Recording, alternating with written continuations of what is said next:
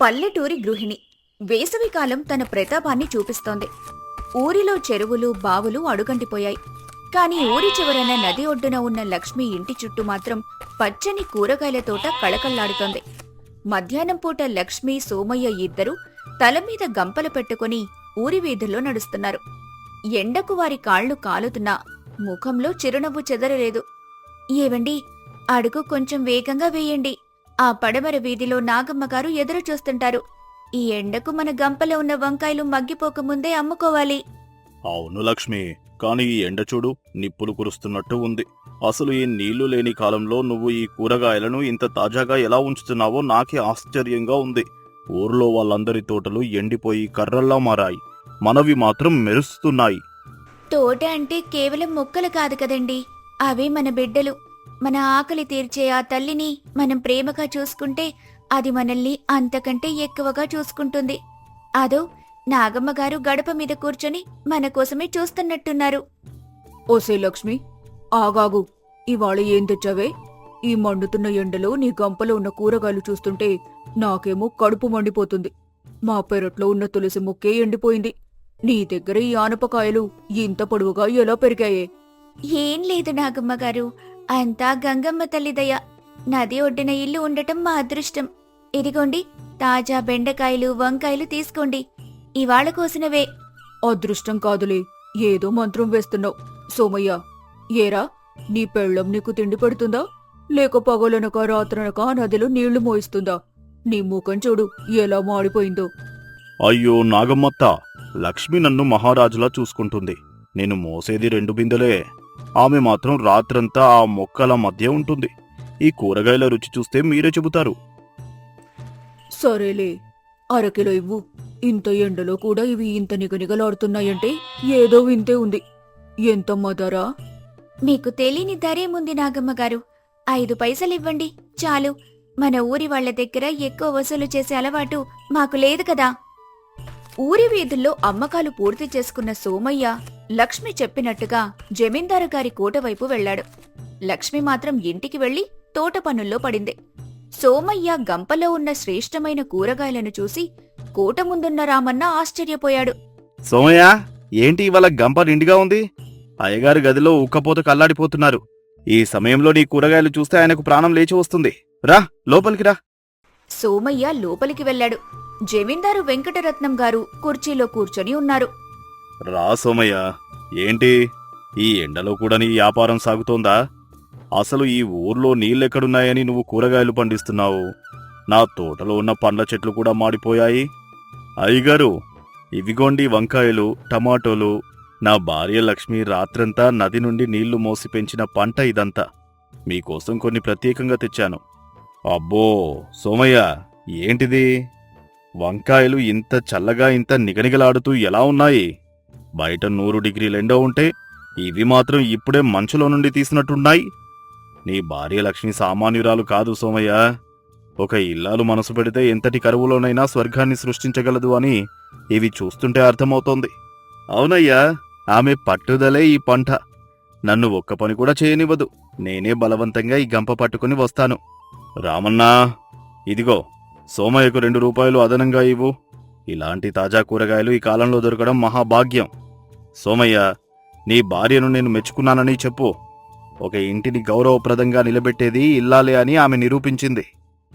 సోమయ్య సంతోషంగా ఇంటికి చేరుకున్నాడు. సూర్యుడు అస్తమిస్తున్నాడు. కాని వేడి ఇంకా తగ్గలేదు. లక్ష్మి అప్పటికే నది నుండి నీళ్లు తెచ్చి కుండల్లో నింపి ఉంచింది. సోమయ్య రాకను చూసి ఆమె ఎదురు వెళ్లి మంచినీళ్లు ఇచ్చింది. రండి, చాలా అలిసిపోయినట్టున్నారు, కాళ్లు కడుక్కోండి. ఇవాళ అమ్మకాలు ఎలా జరిగాయి? ఎవరైనా ఏమైనా అన్నారా? లక్ష్మి, ఇవాళ నా జన్మ ధన్యమైంది. జమీందార్ గారు మన కూరగాయలను చూసి ఎంతలా మెచ్చుకున్నారో తెలుసా? సోమయ్య, నీ భార్య లక్ష్మి సామాన్యురాలు కాదు. ఈ మండుతున్న ఎండలో కూడా ఈ కూరగాయలు ఇంత నిగనిగలాడుతూ ఎలా ఉన్నాయో అని ఆశ్చర్యపోయారు. నిన్ను ప్రత్యేకంగా మెచ్చుకున్నారు లక్ష్మి. ఆయన పెద్దవారు, వారి దయ. నేను చేసిందేముందండి, నా బాధ్యత నేను నిర్వహించాను. కాదు లక్ష్మి, ఆయన ఒక మాట అన్నారు. ఒక ఇల్లాలు మనసు పెడితే కరువులో కూడా స్వర్గాన్ని సృష్టించగలదు అని. ఆ మాట విన్నప్పుడు నా గుండె గర్వంతో నిండిపోయింది. ఆ నాగమ్మ లాంటి వాళ్ళు ఏవేవో అంటుంటారు గాని అసలైన విలువ తెలిసిన వారు నిన్ను దేవతలా చూస్తారు. నాగమ్మ గారి మాటలు ఎందుకులేండి, ఆమెకు తెలీదు.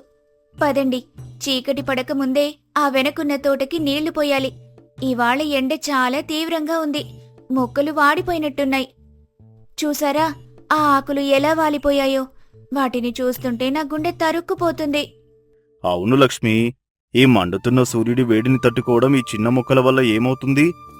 మనం ఉదయం నీళ్లు పోసినా మధ్యాహ్నం అయ్యేసరికి నేల నిప్పుల కుంపటిలా మారుతోంది. నువ్వు విశ్రాంతి తీసుకో లక్ష్మి. నేను వెళ్ళి నది నుండి 4 బిందెలు ఎక్కువ తెచ్చి ఆఖరి పాదు వరకు తడిచేస్తాను. వద్దండి, మీరు రోజంతా గంప మూసి అలసిపోయారు. ఇద్దరం కలిసి వెళ్దాం పదండి. మీరు నీళ్లు ముంచి ఇస్తుంటే నేను ఒక్కో మొక్కకు ప్రాణం పోస్తాను. ఈ మొక్కలు మన బిడ్డల్లాంటివి. మనం ఆకలితో ఉన్నా పర్వాలేదు కాని ఇవి ఎండిపోతే మన ఇంటి వెలుగు ఆరిపోయినట్టే.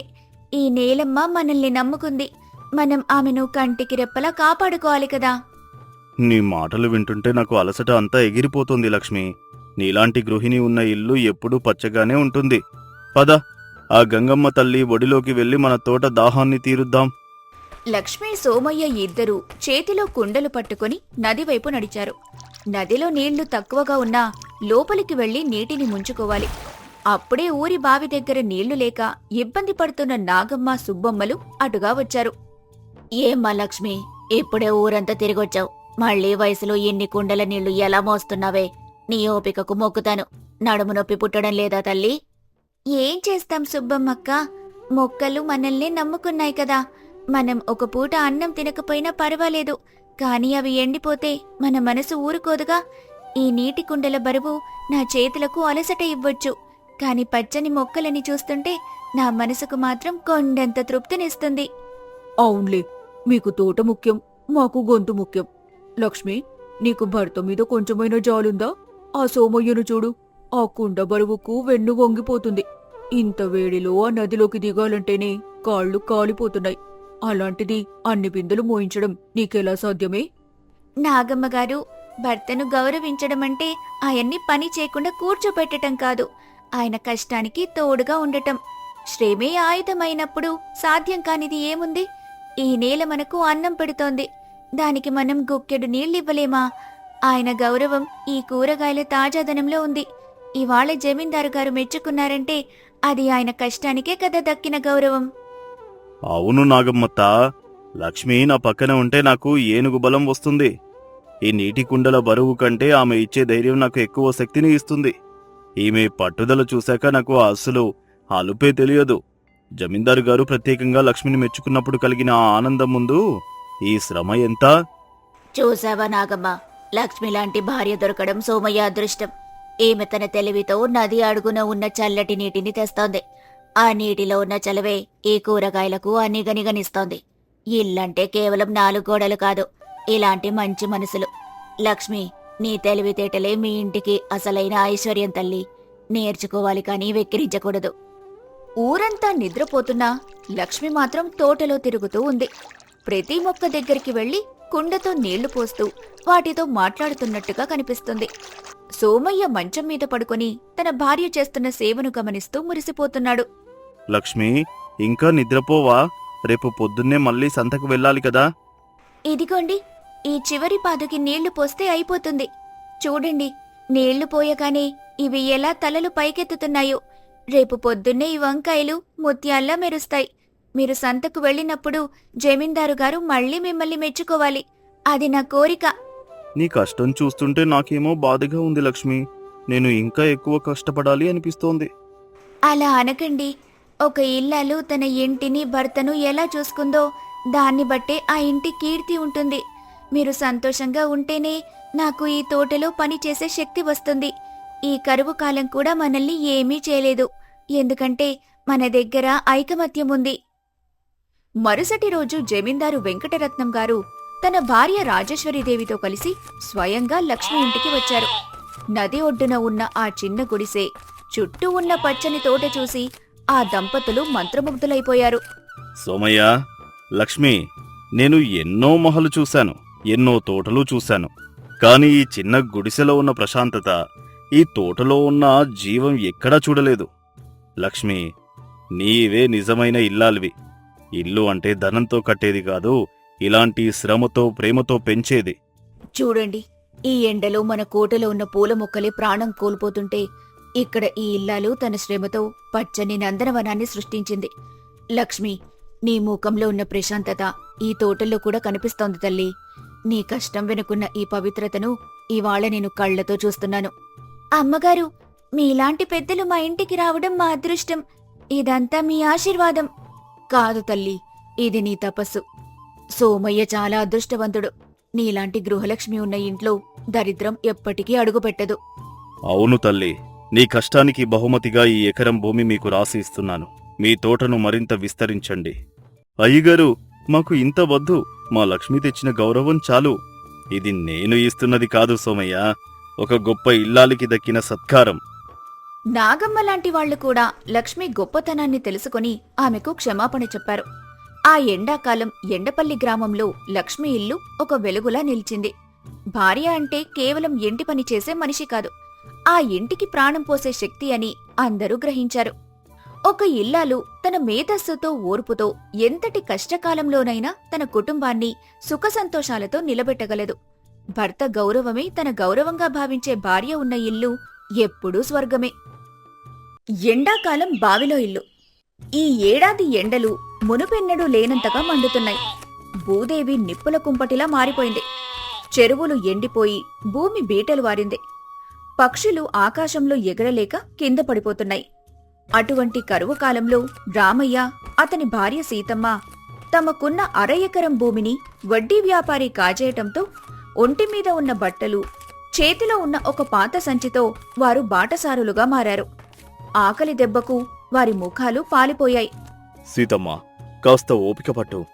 అదో ఆ చెట్ల గుంపు కనిపిస్తోంది చూడు, అక్కడే ఏదో ఊరున్నట్టుంది. ఈ ఎండలో నీ కాళ్ళు బొబ్బలెక్కుతున్నాయి. నాకేమో నీరసంగా ఉంది. నేను పర్వాలేదండి, కాని మీ భుజం మీద ఉన్న బరువు చూడండి. పొద్దుటి నుండి ఒక్క మెతుకు కూడా కడుపులో పడలేదు. ఆ ఊరి పేరు ధర్మవరమని అటుగా వెళ్తున్న ఎడ్లబండి అతను చెప్పాడు. పేరుకు తగ్గట్టే ఆ ఊరిలో మనకేదైనా పని దొరుకుతుందేమో చూడాలి. పని దొరికితే చాలు సీతమ్మ. ఈ యవ్వనంలో కష్టపడడానికి నా చేతుల్లో ఇంకా సత్తువ ఉంది. కాని ఎండాకాలం మనిషిని నిలువునా పిండేస్తోంది. వారు నడుచుకుంటూ ధర్మవరం పొలిమేరలకు చేరుకున్నారు. ఊరి చివరన ఒక పాతకాలపు చాలా వెడల్పాటి బావి కనిపించింది. అది చాలా ఏళ్లుగా ఎండిపోయింది. రామయ్య బావిగట్టు మీద నిలబడి లోపలికి చూశాడు. ఎండ తీవ్రతకు అల్లాడిపోతున్న వారికి ఆ బావి అడుగున ఉన్న చల్లదనం ఒక వరంలా అనిపించింది. సీతమ్మ, ఇటు చూడు. ఊరి లోపలికి వెళ్తే ఎవరైనా మనకు చోటిస్తారో లేదో తెలియదు. పైగా మనం పరాయి వాళ్ళం. ఈ ఎండలో బయట చెట్టు నీడన ఉన్నా వేడిగాలులు తగులుతున్నాయి. ఈ పాడుబడ్డ బావి చూడు, లోపల ఇసుక తిన్నెలున్నాయి. ఎంత చల్లగా ఉందో. మనం ఇక్కడే కాసేపు విశ్రాంతి తీసుకుంటే ఎలా ఉంటుంది? బావిలో ఉండటమా? ఏమండి, ఎవరైనా చూస్తే ఏమనుకుంటారు? పైగా కిందకి దిగడం ఎలా? లోపల పాములు, తేళ్లు ఉంటే మన ప్రాణాలు ఏమవుతాయి? భయం వద్దు సీతమ్మ. ఈ మండుతున్న సూర్యుడి కంటే అవేమీ భయంకరమైనవి కావు. అదో అక్కడ పడి ఉన్న ఆ పాత నిచ్చెన చూడు, దాన్ని కాస్త బాగు చేస్తే మనం సులభంగా దిగవచ్చు. లోపల నేల తడిగా ఉంది, అంటే ఊట ఇంకా చావలేదన్నమాట. అక్కడ మనం ఒక చిన్న గూడు కట్టుకుందాం. నిజమేనండి. ఊరి జనం తిట్లు వినే కంటే ఎవ్వరికీ కనపడకుండా ఈ భూమి తల్లి ఒడిలో ఉండటమే మేలు. మన దగ్గరున్న ఆ పాత గొంతెమ్మ చాప, ఈ మట్టి కుండలు లోపల పెట్టుకుంటే అదే మనకు స్వర్గం. రామయ్య తన యవ్వన శక్తిని ఉపయోగించి ఆ పాత నిచ్చెన్ను తాడితో గట్టిగా కట్టాడు. ఇద్దరూ మెల్లగా బావి అడుగుకు దిగారు. పైన 100 డిగ్రీల ఎండ ఉన్నా బావి లోపల మాత్రం మంచు ముక్కలా చల్లగా ఉంది. రామయ్య అక్కడున్న రాళ్లను పేర్చి ఒక చిన్న అరుగులా చేశాడు. సీతమ్మ తన దగ్గరున్న గుడ్డలతో ఆ చుట్టుపక్కల శుభ్రం చేసింది. ధర్మవరం జమీందారు భానుప్రతాప్, ఆ ఊరి వడ్డీ వ్యాపారి సుబ్బయ్య ఇద్దరూ గుర్రపు బండి మీద అటుగా వెళ్తున్నారు. ఆ బావిలో ఉన్న భూమి జమీందారు గారిది కావటంతో సుబ్బయ్య ఆ భూమిని ఎలాగైనా తక్కువ ధరకు కాజేయాలని ఉపాయం వేస్తున్నాడు. అయ్యా జమీందారు గారు, చూసారా పాత బావిని? అది ఎండిపోయి ఎన్నాళ్ళో అయింది. ఆ మట్టి అంతా చౌడు పట్టిపోయింది. ఆ భూమిని నాకు అమ్మేయండి. అక్కడ ఒక గిడ్డంగి కట్టి మీకు కూడా వాటా ఇస్తాను. అది మా ముత్తాతల కాలం నాటి బావి సుబ్బయ్య. అది ఎండిపోయినా అదంటే మాకు మమకారం. అయినా అక్కడ దయ్యాలుంటాయని అందరూ భయపడతారు కదా. దయ్యాలా? నా వడ్డీ కంటే భయంకరమైన దయ్యం ఇంకోటి ఉంటుందా సామే? ఒక్కసారి చూడండి, ఆ బావి గట్టు మీద ఎవరో నిచ్చెన వేశారు. దొంగలెవరైనా దాక్కున్నారేమో. ఇద్దరూ బండి ఆపి బావి దగ్గరకొచ్చారు. లోపలి నుండి అన్నం వండుతున్న వాసన, పొగ రావటం చూసి వాళ్ళు ఆశ్చర్యపోయారు. ఎవర్రా? లోపల నా అనుమతి లేకుండా నా బావిలో మకాం వేసింది ఎవరో? వెంటనే బయటకు రండి. అయ్యా, క్షమించాలి స్వామి, మేము దొంగలం కాదు. నా పేరు రామయ్య. పొరుగురు నుండి పనికోసం వస్తున్నాం. ఈ ఎండకు నా భార్య తట్టుకోలేకపోతే ఈ బావిలో కాస్త చల్లదనం కనిపిస్తే ఇక్కడ తలదాచుకుంటున్నాం. మా వల్ల ఎవరికీ ఏ హాని జరగదు సామి. ఏయ్, ఒళ్ళు వంచి పని చేయకుండా ఇలా బావుల్లో దాక్కుంటారా? ఇది నా భూమికి ఆనుకుని ఉంది. నువ్విక్కడ ఉండాలంటే రోజుకు 5 రూపాయలు అద్దె కట్టాలి. లేకపోతే ఇప్పుడే నీ మూటా ముల్లే సర్దుకొని పో. అయ్యా, మా దగ్గర చిల్లికవ్వలేదు. అద్దె కట్టే స్తోమత ఉంటే ఈ బావిలో ఎందుకుంటామయ్యా? మాకు కొంచెం సమయం ఇవ్వండి. ఎండలు తగ్గగానే వెళ్ళిపోతాం. సుబ్బయ్య, ఆగు. తన భార్య కోసం ఇంత వింత ఆలోచన చేశాడంటే వీడు సామాన్యుడు కాదు. సరే రామయ్య, నువ్వు ఇక్కడే ఉండు. ఎవరన్నా అడిగితే జమీందారు గారు ఉండమన్నారని చెప్పు. కాని ఊరి పరువు పోయేలా ఏ పని చేయకో. అలాగే అయ్యా. బావిలో దంపతులు ఇల్లు కట్టుకుని ఉంటున్నారనే వార్త ఊరంతా పాకింది. పశువుల కాపరి రంగడు తన మేకలను మేపుతూ బావి దగ్గరకొచ్చాడు. రామయ్య బావి లోపల నుండి పైకి రావడం చూసి అతను భయపడ్డాడు.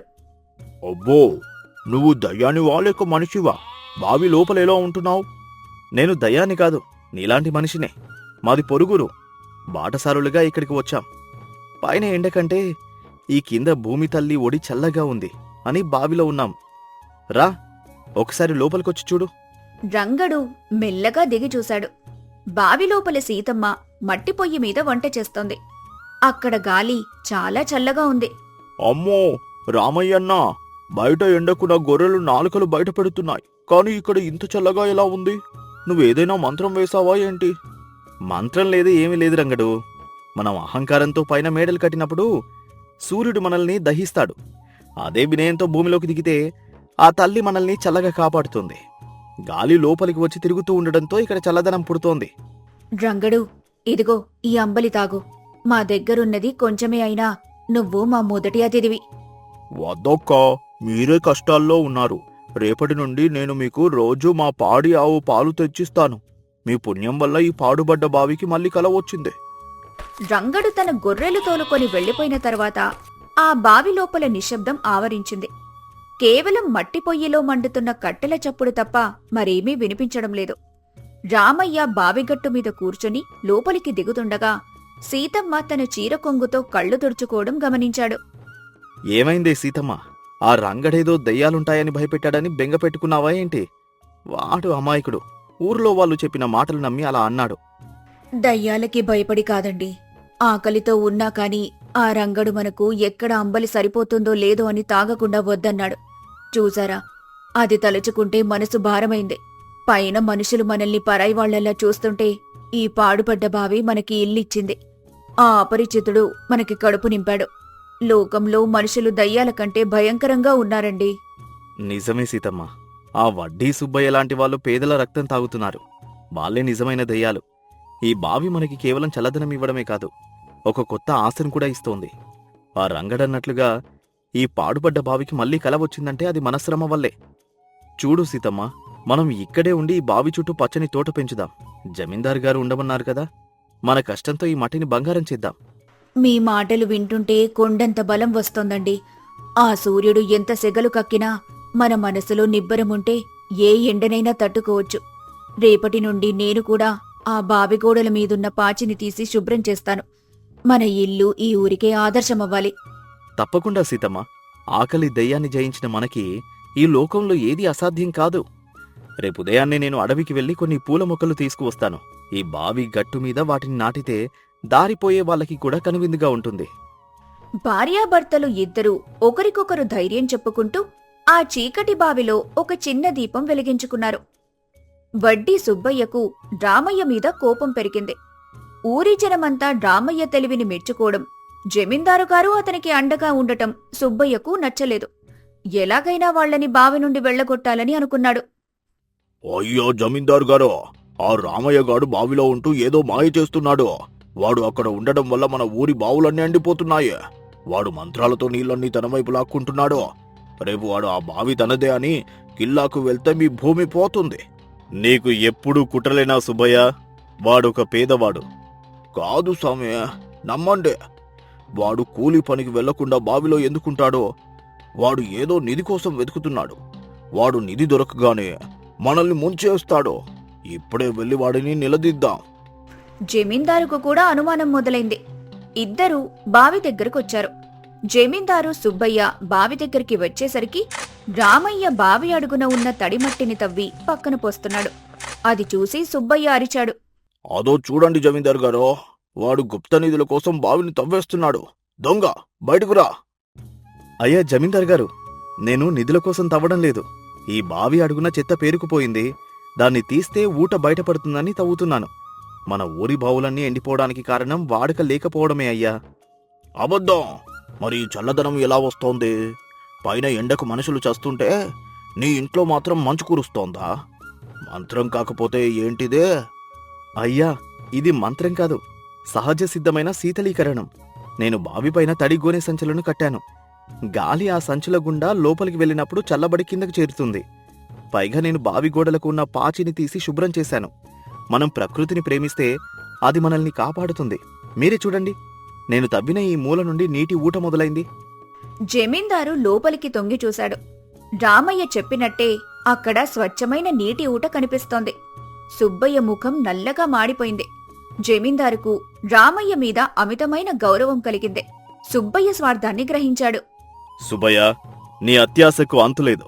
ఇవాళ రామయ్య తన తెలివితో ఎండిపోయిన బావిలో నీళ్లు తెచ్చాడు. చల్లని ఇల్లు కట్టాడు. రామయ్య, నీకు 35 ఏళ్లే ఉండవచ్చు. కానీ నీ అనుభవం, నీ జ్ఞానం మా ఊరికి అవసరం. ఇక మీదట నువ్వు బావిలో ఉండకూడదు. నా పొలానికి నువ్వే కాపలాదారునివి. నీకు మంచి ఇల్లు ఇస్తాను.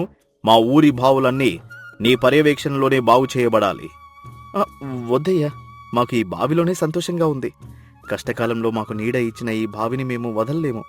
కానీ మీ ఊరి బావులను బాగు చేయడానికి నేను తప్పకుండా సహాయం చేస్తాను. ఈ బావి మాకు నేర్పిన పాఠం ఏంటంటే, సమస్యలు వచ్చినప్పుడు భయపడి పారిపోకూడదు. ఆ సమస్యల్లోనే పరిష్కారం వెతకాలి అని. జమీందారు తన తప్పు తెలుసుకుని రామయ్యకు కొంత భూమిని బహుమతిగా ఇచ్చాడు. వడ్డీ సుబ్బయ్య తన వడ్డీ వ్యాపారం మానేసి ఊరి నుంచి వెళ్లిపోయాడు. రామయ్య సీతమ్మ దంపతులు ఆ బావిని ఒక అందమైన నివాసంగా మార్చుకుని ఊరి ప్రజలకు ఆదర్శంగా నిలిచారు. ఆ ఎండాకాలం ధర్మవరం గ్రామానికి ఒక కొత్త వెలుగుని తెచ్చింది. శారీరక బలం కంటే బుద్ధిబలమే గొప్పది. కష్టకాలంలో కుంగిపోకుండా ప్రకృతిని గౌరవిస్తూ సమయస్ఫూర్తితో వ్యవహరిస్తే శూన్యం నుండి కూడా అద్భుతాలు సృష్టించవచ్చు.